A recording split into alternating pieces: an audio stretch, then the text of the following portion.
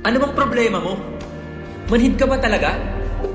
Bakit pa kasi sarili mo na yung iniisip mo?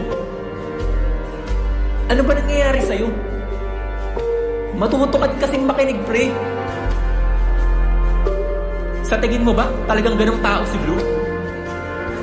Nakipaghiwalay siya sa'yo dahil nalaman niya na pinagpustahan niyo siya. Pero wala kang narinig sa kanya, di ba? Kasi sa akin siya lumapit, pre. Sa akin siya nagtanong. Oo, tinutulungan ko siya. Kasi sinusubukan niyang ayusin kung anong dapat meron kayo. Pero ikaw tong bobo na naniniwala na ikaw pa din yung pinaglaruan. Nandun lahat sa sulat na binigay niya sa'yo. Pero hindi mo alam, di ba? Hindi mo man lang kasi siya binigyan ng chance para ipaliwanag yung sarili niya. Nakipaghiwalay siya sa'yo kasi ayaw niya na magsimula lang kayo ng dahil lang sa pustahan. Ayaw niya na magsimula kayo sa maling paraan. Naiintindihan mo ba?